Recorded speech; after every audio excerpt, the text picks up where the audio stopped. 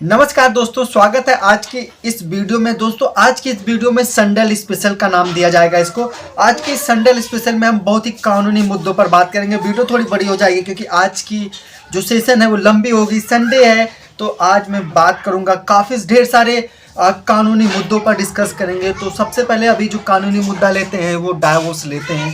दोस्तों इस वीडियो से अगर आप लॉ स्टूडेंट हैं तो बिल्कुल सही जगह पर आए क्योंकि यहाँ से आप बहुत कुछ सीख कर जाएंगे।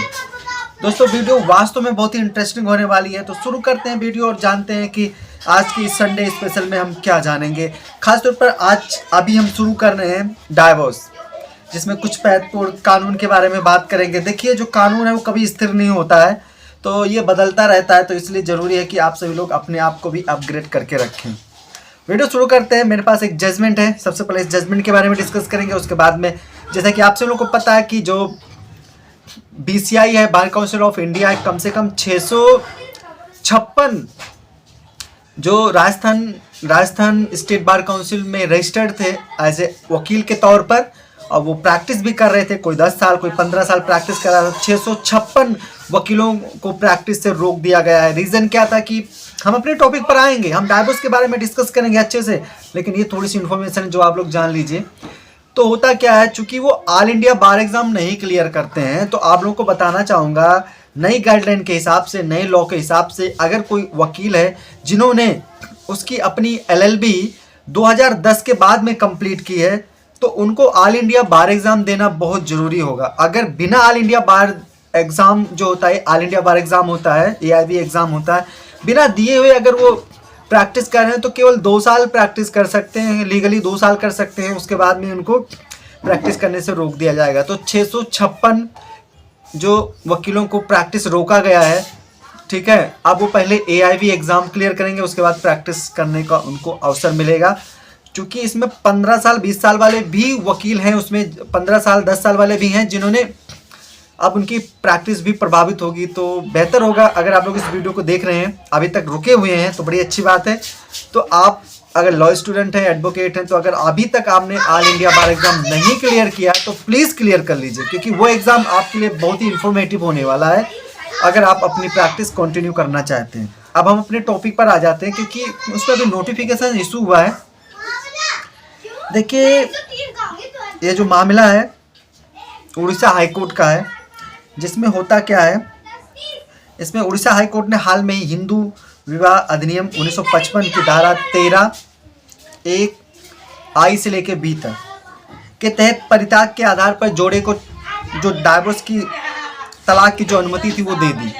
क्यों दे दी? साथ ही यह भी कहा कि पिछले 1 दशक से अधिक समय से यह जोड़ा एक दूसरे के खिलाफ नफरत भरे आरोप लगा रहा है और शादी जो है वो पूरी तरह से टूट गई है। देखिए एक चीज़ ये भी है, कोर्ट भी सोचते हैं कि देखो, कोशिश हमेशा होता है कि अगर 2 लोग आपस में मिलकर रह सकते हैं तो बड़ी अच्छी बात है, लेकिन जब देखा जाता है कंडीशन ऐसी हो गई है कि जो भी जोड़े हैं उनको नहीं लग रहा है, एक दूसरे के प्रति इतनी नफरत, इतनी बुराइयां भर गई हैं, तो उस परिवार को, उस कपल की जो लाइफ है आगे चलने का कुछ भी आसार नहीं दिखता है। तो फिर वहाँ पर डाइवोर्स ही एक सबसे उत्तम और सबसे बढ़िया एक ऑप्शन बचता है, एक रास्ता बचता है। तो पति पत्नी के बीच में गंभीर वैवाहिक विवादों को उजागर करते हुए विद्वान जस्टिस विभू प्रसाद और विद्वान जस्टिस चित्तरंजन दास की खंडपीठ ने कहा कि पिछले 12 वर्षों के दौरान किसी भी पक्ष द्वारा वैवाहिक अधिकारों की बहाली के लिए कोई प्रयास नहीं किया गया। अगर जैसे होता क्या है कि 2 पक्ष होते हैं जो हस्बैंड वाइफ होते हैं, अगर उनमें से कोई भी विवाह को कंटिन्यू करना चाहता है, चलाना चाहता है, तो उसमें समझौता होता है, मतलब कुछ हद तक आशा की जा सकती कि इस केस में सेटल हो सकता है, समझौता हो सकता है। लेकिन पिछले 12 साल से अगर एक दूसरे अलग अलग रह रहे हैं और कहीं भी कोशिश ही नहीं किया कि उनको एक साथ में रहना चाहिए या प्रयास नहीं किया, तो वहाँ पे विवाह को टूटा ही माना जाएगा। तो उसको अगर हम जारी भी रखता है कोर्ट, तो ये समझा जाएगा कि वो उसका कोई फ़ायदा उद्देश्य नहीं पूरा होगा। इसलिए सभी चीज़ों को ध्यान में रखते हुए सभी एविडेंस और जो भी उनके स्टेटमेंट होते हैं एक दूसरे के खिलाफ जो घृणा भरा होता है, ठीक है, उससे ये पता चलता है कि विवाह पूरी तरह से टूट चुका है, जो तकरीबन 1 दशक से पूरी तरह से टूट चुका है। इसलिए हम हिंदू मैरिज एक्ट, कोर्ट ने कहा हम हिंदू मैरिज एक्ट की धारा 13(1) के तहत परित्याग के आधार पर विवाह को भंग करने के तलाक की जो डिक्री है उसे रिलीज करना या प्रदान करना उचित समझते हैं। मामला क्या एक बार जानते हैं, एक्चुअल में कहानी क्या थी, आखिर ये कपल इतना क्यों लड़ रहे थे, एक ये बहुत बड़ा सवाल था। किस रीजन से बात डाइवोर्स तक पहुंच गई। तो आप लोगों को बताना चाहूँगा दोनों पक्षों के बीच में 3 मार्च 2013 को इनका आपस में शादी हुआ था। विवाह के कुछ महीनों भीतर ही दंपति के बीच में कड़वाहट शुरू हो गई और वह आरोप प्रत्यारोप लगाने लगे। यह आरोप लगाया गया कि विवाह कभी संपन्न नहीं हुआ माना जाता है जब पति पत्नी 21 दिसंबर 2013 से अलग रह रहे हैं। इस बात को आप लोग गौर कीजिएगा, जो इनकी शादी हुई थी 13 मार्च 2013 को और 21 दिसंबर 2013 से अलग रह रहे हैं। तो पत्नी ने पति और अन्य ससुराल वालों के खिलाफ आपराधिक मामला भी दर्ज करा दिया। जैसे कि आप लोग पता है आपराधिक मामला, जैसे कि इसमें डोमेस्टिक वायलेंस, सबसे पहले जो महिलाएं होती हैं वो डोमेस्टिक वायलेंस हो गया, आपका 498 हो गया, ये सब लगा देती हैं, जिसमें पूरा परिवार जो पति के पक्ष का होता है वो कोर्ट कचहरी के चक्कर में फंस जाता है। पति ने तलाक के लिए जज फैमिली कोर्ट ढेंकनौल के समक्ष याचिका दायर की। हालांकि 29 नवंबर 2017 के फैसले में कोर्ट ने तलाक देने से इनकार कर दिया। फैसले से असंतुष्ट पति ने हाई कोर्ट के समक्ष वैवाहिक अपील दायर की। मतलब 29 नवंबर 2017 को 2013 में शादी होता है, 3 मार्च 2013 में शादी होता है और 29 नवंबर 2017 को जो फैमिली ट्रायल कोर्ट होता है, जो डाइवोर्स की डिक्री मांग की जाती है, डाइवोर्स मांग किया जाता है, उसकी एप्लीकेशन जो होती है, याचिका होती है, उसको रद्द कर देता है, कैंसिल कर देता है और डाइवोर्स नहीं देता है। पति फैमिली ट्रायल कोर्ट के फैसले से असंतुष्ट होकर हाई कोर्ट में याचिका डालता है।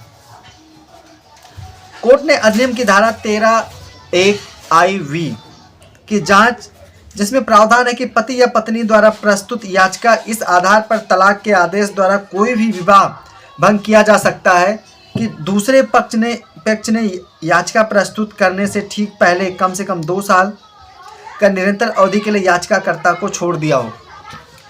इसका मतलब एक बार हम आप लोगों को समझाना चाहेंगे, जो हिंदू मैरिज जो अधिनियम की धारा, मतलब हिंदू मैरिज एक्ट धारा 13(1) है, वो ये कहता है कि अगर हस्बैंड वाइफ में से कोई भी पिछले 2 साल से अगर एक दूसरे से अलग रह रहे हैं तो वहाँ पे ये माना जाएगा, डाइवोर्स माना जाएगा। तो एक बहुत बड़ा ग्राउंड होता है, इस ग्राउंड पर डाइवोर्स लिया जा सकता है।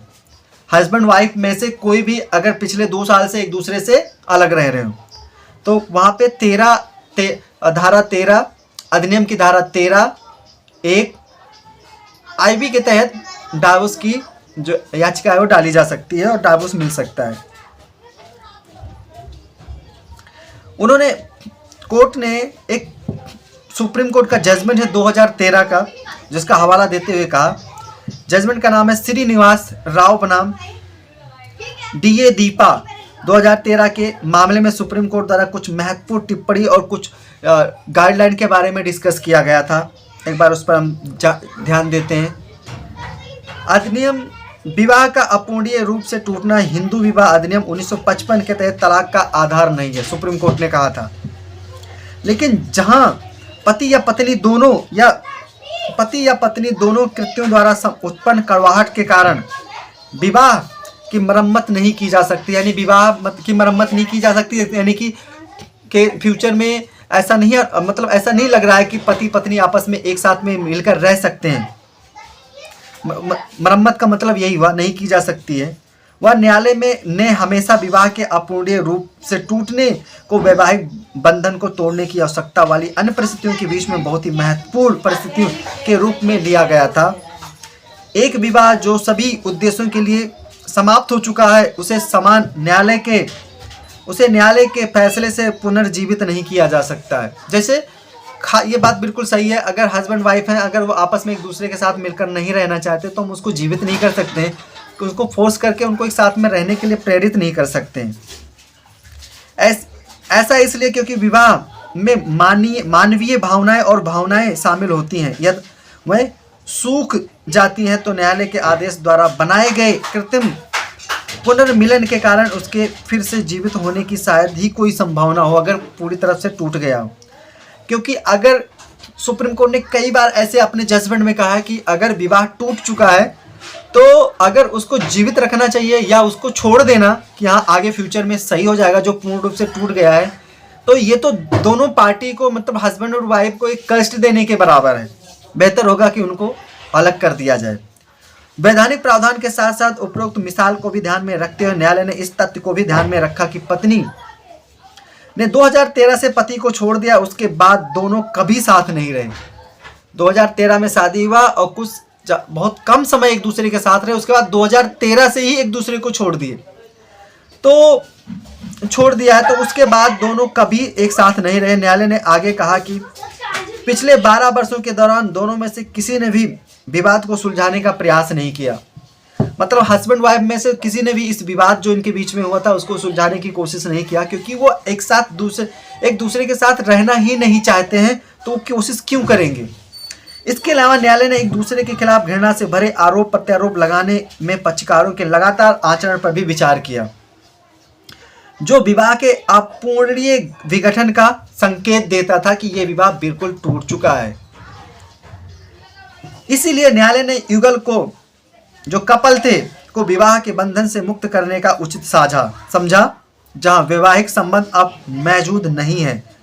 इसलिए न्यायालय ने अधिनियम की धारा 13(1) IV के तहत पत्नी के परित्याग के आधार पर पति के पक्ष में तलाक दे दिया हाई कोर्ट ने। हालांकि पत्नी की ओर से पेश सीनियर वकील ने 30 लाख रुपए के लिए अस्थायी गुजारे भत्ते का दावा किया, लेकिन अपीलकर्ता पति के वकील ने इसका कड़ा विरोध किया। सही बात। और इस प्रकार पति की आय, दोनों पक्षों के जीवन स्तर और पत्नी की वित्तीय सुरक्षा को ध्यान में रखते हुए न्यायालय ने पत्नी को अस्थायी गुजारा भत्ता के रूप में 18 लाख रुपए की राशि प्रदान की। 30 लाख रुपए की मांग की गई थी, लेकिन 18 लाख रुपए की व्यवस्था की। देखिए एक चीज़ और है, हम आगे और भी जजमेंट पर डिस्कस करेंगे, लेकिन आप लोग को एक चीज़ और बताना चाहता हूँ। ये जो मेंटेनेंस, जो भरण पोषण होता है, वो कैसे डिसाइड होता है। काफ़ी लोग पूछते हैं कि मेंटेनेंस कैसे डिसाइड होता है। तो ऐसा नहीं है कि आप जितने भरण पोषण की मांग करेंगे आपको कोर्ट उतना भरण पोषण प्रदान कर देगा, आपको दिलवा देगा।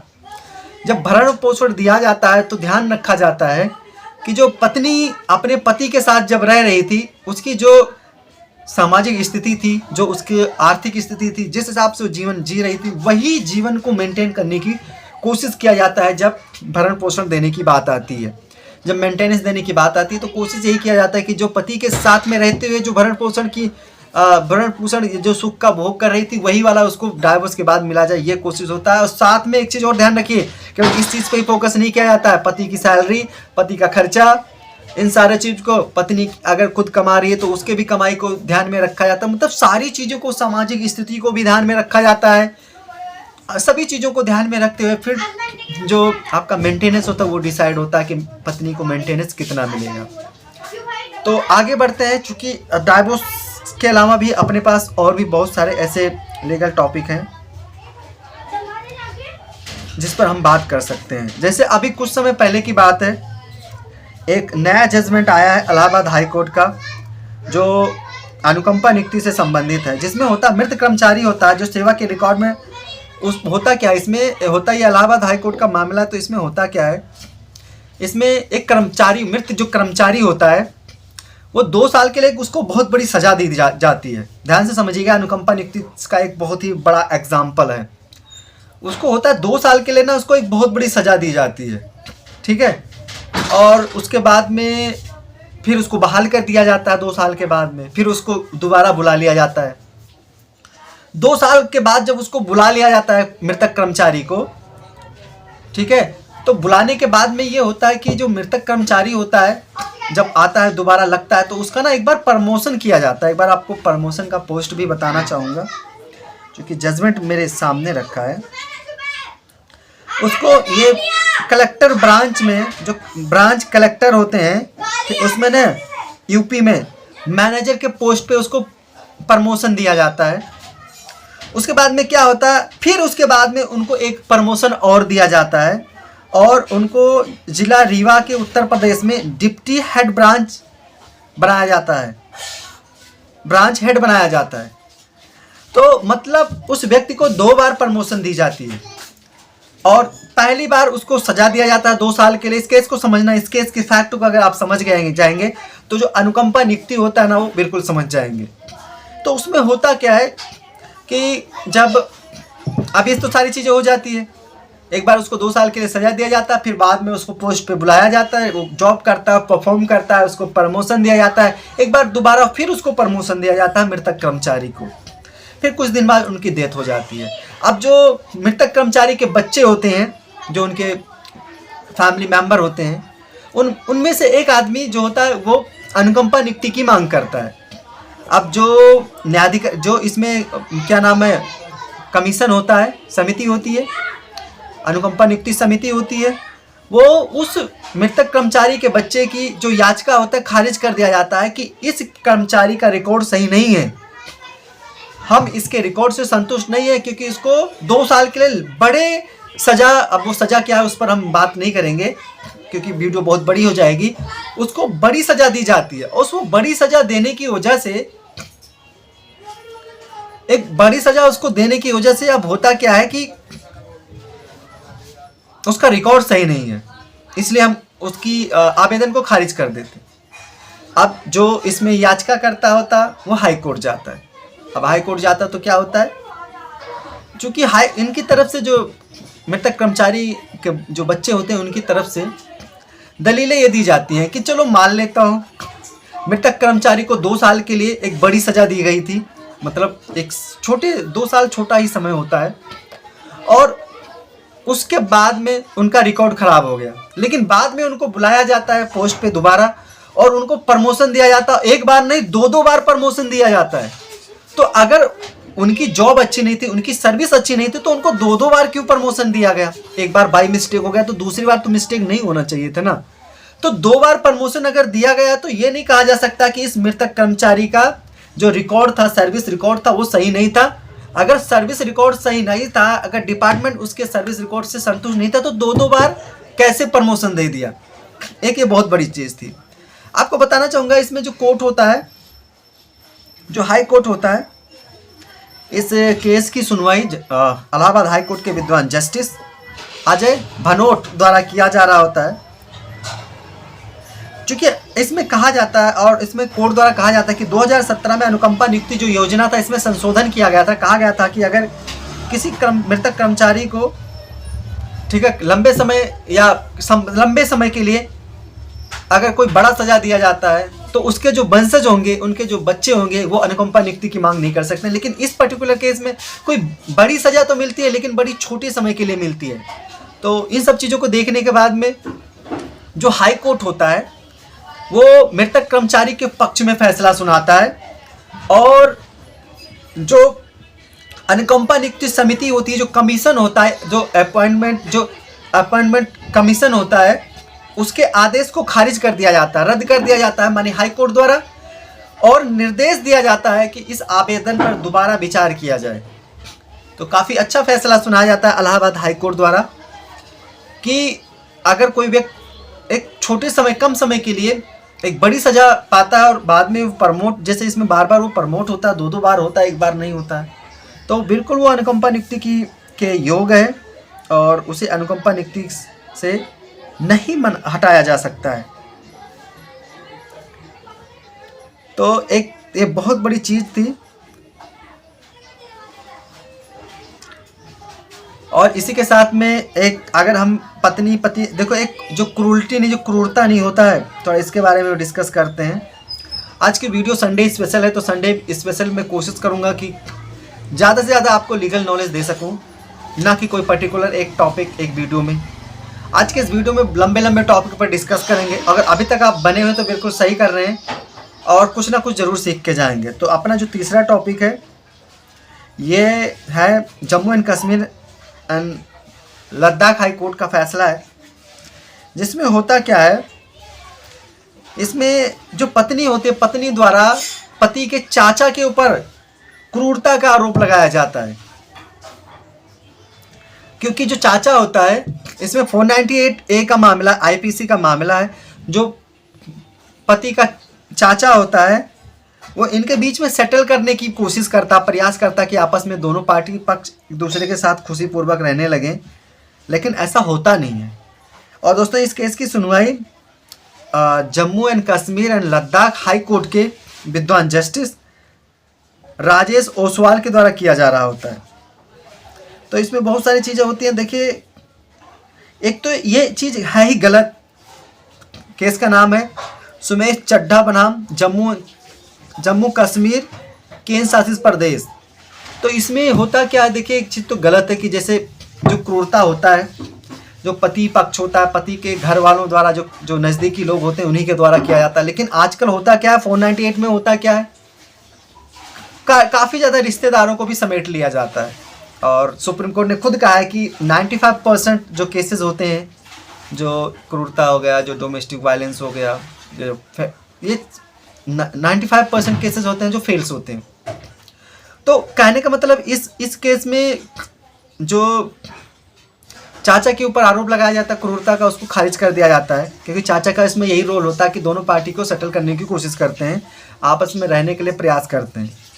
और माने Jammu and Kashmir and Ladakh high court द्वारा सुप्रीम कोर्ट का एक 2024 का बहुत बड़ा जजमेंट है, पायल शर्मा बनाम पंजाब राज 2024 पर भरोसा करते हुए मतलब जो आरोप होते हैं सभी को रद्द कर दिया जाता है। तो एक चीज़ जान लीजिए, केस का नाम मैं आप लोगों को बता चुका हूँ। एक चीज़ हमेशा याद रखिए, देखिए ये जो कानून है, जैसे कि मैंने आप लोगों से बताया, बदलता रहता है, लेकिन ये बिल्कुल सही नहीं है। हाँ, कुछ कंडीशन में ये नहीं कह सकता हूँ कि नहीं है, बट कुछ कंडीशन ऐसे हैं जहाँ पे हमें मानना पड़ता है कि हाँ, और होता भी है। घर के जितने भी मेंबर होते हैं सब उसके लिए रिस्पॉन्सिबल होते हैं। अगर किसी महिला को सताया जाता है, क्रूरता किया जाता है, लेकिन 5% 10% ही होता है, ना कि 100% होता है। तो ये सारी चीज़ें होती हैं। आशा करता हूँ आप लोगों ने इस वीडियो से बहुत कुछ सीखा होगा, और अगर आपको इस वीडियो से कुछ वैल्यू मिलता है तो प्लीज़ सब्सक्राइब कीजिए, लाइक कीजिए। अगर आपके किसी संबंधी को ये वीडियो से कुछ बेनिफिट मिलता है तो आप शेयर कीजिए। ये संडे स्पेशल है, और मैं कोशिश करूँगा, मेरे कई ऐसे व्यूअर्स हैं जिन्होंने मुझे पर्सनली मैसेज करके कहा था कि मतलब कुछ ऐसा कीजिए जिसमें बड़े सारे सवालों को, जैसे काफ़ी लोग आप एक लोग करते हैं, जैसे 10 लोगों ने अगर कमेंट करके पूछा तो 10 कानून पर अगर सवाल हम मतलब वीडियो बनाएंगे तो 10 वीडियो हो गई। तो ये तो पॉसिबल नहीं होता है। मैं कोशिश करता हूँ संडे को, तो इसलिए आज से एक नया आप एपिसोड कह सकते हैं चालू करेंगे, शुरू कर रहे हैं। आज से हमने शुरुआत कर दिया है संडे स्पेशल। इस संडे स्पेशल में हम हर तरह के टॉपिक पर बात करेंगे। जैसे अभी इस वीडियो में हमने अनुकंपा नियुक्ति पर बात किया, डाइवोर्स पर बात किया, क्रूरटी पर बात किया। अगर आपका कोई सवाल है, चाहे वो क्यों ना डिफरेंट फील्ड का हो, चाहे वो क्रिमिनल केस से संबंधित हो, चेक बाउंस से हो, EMI से हो, तो जो संडे स्पेशल है इसमें आपके उस महत्वपूर्ण टॉपिक पर हम डिस्कस करेंगे। मिलता हूँ एक नई वीडियो में, और हाँ, अपना राय ज़रूर बताना कमेंट करके। कोशिश किया जाता है कि आप लोगों को बेहतर से बेहतर नॉलेज प्रदान किया जाए, और इस वीडियो को बनाने का जो उद्देश्य है आप लोगों को अवेयर करना। क्योंकि आप लोगों को बताना चाहूँगा, काफ़ी लोग पूछते हैं, जैसे कि काफ़ी लोग जो स्ट्रेंजर होते हैं, मैं कई बार कनेक्ट हुआ हूँ ट्रैवल के दौरान, तो जैसे पूछते हैं आप क्या करते हैं, तो जैसे उनसे बोलो मैं एडवोकेट हूँ, तो उनको ये नहीं पता, हाँ आप एडवोकेट हैं, लेकिन पूछते हैं आप करते क्या हैं। तो ये भी चीज़ है। और दूसरी बात, देखो, लोगों को अवेयर होना चाहिए। फंडामेंटल राइट हो गया, जो आपके लॉ हैं, कानून है, उनके बारे में आप सभी को जानना बहुत ज़रूरी होगा। मैं नहीं कहता आप मास्टर बनिए, लेकिन हाँ, अगर आपका इंटरेस्ट है तो मास्टर बन सकते हैं, लेकिन बेसिक चीज़ें जो होती हैं वो जानना ज़रूरी होगा। मिलता हूँ दोस्तों एक नए वीडियो में। बहुत बहुत धन्यवाद।